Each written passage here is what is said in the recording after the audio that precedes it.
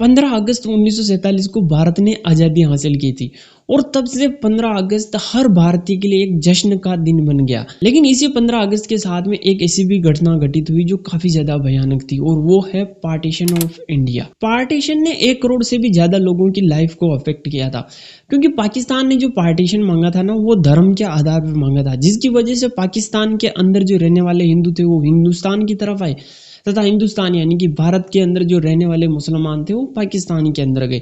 और इसी माइग्रेशन के दौरान लगभग 10 लाख से ज्यादा लोगों की हत्या कर दी गई और लगभग 70,000 से ज्यादा औरतों के साथ में रेप किया गया। भारत के टुकड़े करके जब पाकिस्तान बनाया गया था तब ये ऐलान कर दिया गया था कि मुस्लिमों के लिए एक नया राष्ट्र बन गया है, लेकिन किसी को ये नहीं पता है कि भारत और पाकिस्तान के बीच में जो बॉर्डर है वो बॉर्डर कहाँ पर, किसी को नहीं पता था।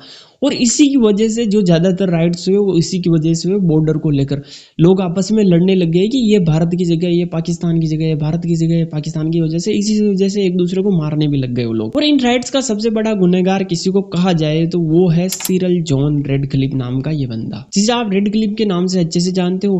रेडक्लिफ को माउंटबेटन यानी कि भारत के जो आखिरी अंग्रेज गवर्नर थे वो लेकर आए थे। किस वजह से लेकर आए थे? भारत और पाकिस्तान को बांटने के लिए। ये भाई ब्रिटेन के एक बहुत बड़े लॉयर थे, तो इनको इसलिए लेके आया गया था कि ताकि ये भारत और पाकिस्तान के बीच की बॉर्डर को डिसाइड कर सके। लेकिन भाई साहब ने अखंड भारत का एक मैप उठाया और बीच में एक लाइन खींच दी और ये हो गई बॉर्डर भारत पाकिस्तान की।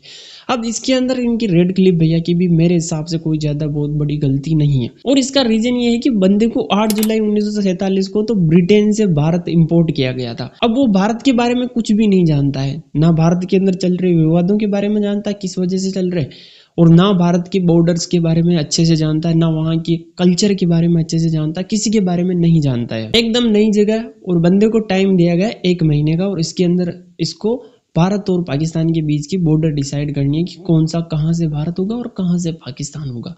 तो क्या करता भाई, पेन उठाया और खींच दी लाइन। तो जब रेडक्लिफ ने पार्टीशन कर ही दिया तो अभी के पाकिस्तान के अंदर जो हिंदू, सिख और बुद्धिस्ट थे उनको वहां से मार काट कर भगा दिया गया, वहां से उनको धक्के मार कर बाहर निकाल दिया गया, उनकी बहन बेटों के साथ में रेप किया गया, बहुत सारे केस हुए, जिसकी वजह से लोगों को वहां से पाकिस्तान को छोड़कर आना ही पड़ा मजबूरी के अंदर।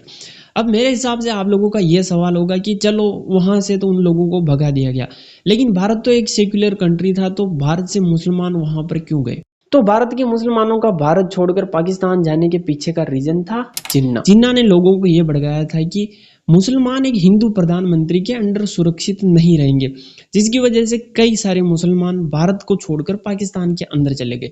और ऑब्वियस सी बात है, केवल यही रीजन नहीं था, क्योंकि भारत के अंदर भी कई सारे रिलीजियस राइट्स चल रहे थे। उन्हीं दंगों की वजह से कई सारे मुसलमान भारत को छोड़कर पाकिस्तान के अंदर चले गए। तो अब आपका सबसे बड़ा सवाल आ जाता है कि ये पार्टीशन का आइडिया आया किसे और आखिरकार भारत का पार्टीशन हुआ कैसे? तो मिलिए सैयद अहमद खान से, founder of Anglo Mohammedan oriental college, जिसे आप आजकल अलीगढ़ मुस्लिम यूनिवर्सिटी के नाम से अच्छे से जानते हो। सैयद अहमद खान उस टाइम का एक काफी पहुंचा हुआ नाम था।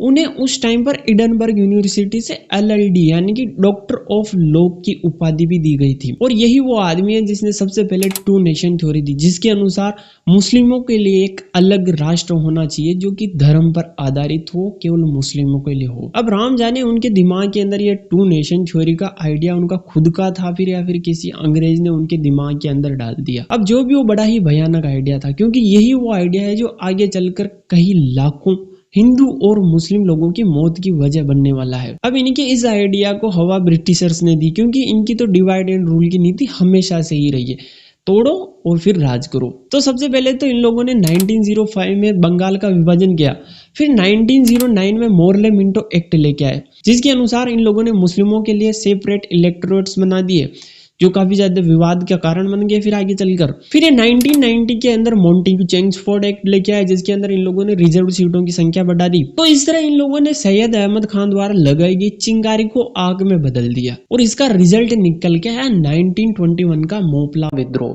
केरल के मलाबार में स्थित मोपला के अंदर किसानों ने वहां के लैंड लोअर अपर कास्ट हिंदुओं को मार दिया और जबरदस्ती उनका फोर्स कन्वर्जन कर दिया था। अंग्रेजों द्वारा किए गए काम की बची कुची कसर निकाले गए। 1930 के अंदर मुस्लिम लीग के अध्यक्ष बनते हैं मोहम्मद इकबाल, और ये लेके चलते हैं टू नेशन के मामले को बहुत ही आगे।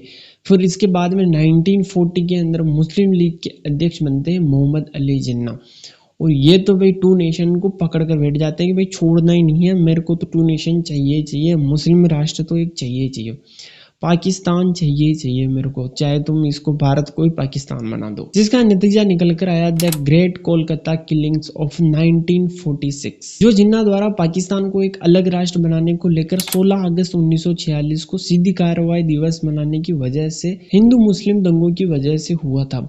इसके अंदर कई सारे मुस्लिमों ने हिंदुओं की हत्या कर दी थी काफी ज्यादा मात्रा में, और यही वजह है कि जब भारत ने आजादी हासिल की तो भारत को 3 भागों में बांट दिया गया था। भारत ईस्ट पाकिस्तान यानी कि जिसे आप अभी लोग बांग्लादेश के नाम से जानते हो, वेस्ट पाकिस्तान यानी कि अपना अभी का पाकिस्तान। वैसे जब पार्टीशन हो गया था तो कुछ हिंदू और सिख पाकिस्तान के अंदर ही रह गए, जिनके लिए जिन्ना ने ये कहा था कि उन पर किसी प्रकार का कोई दबाव नहीं बनाया जाएगा, उन्हें हर प्रकार की धार्मिक स्वतंत्रता मिलेगी। लेकिन फिर 1955 के आते आते पाकिस्तान पूरी तरीके से एक मुस्लिम राष्ट्र के अंदर बदल गया। वैसे तो इंडिया के पार्टीशन के अंदर कई सारी छोटी छोटी चीजें जुड़ी हुई थी, लेकिन जो मेजर चीजें हैं वो यही है। तो इस वीडियो के अंदर बस इतना ही। अगर वीडियो इंसाइटफुल लगी हो तो वीडियो को लाइक शेयर जरूर करना, और चैनल पर पहली बार विजिट करो और ऐसे ही वीडियो देखने का अगर आपको मन हो तो चैनल को सब्सक्राइब कर देना। मिलते हैं अगली वीडियो के अंदर, तब तक के लिए जय हिंद।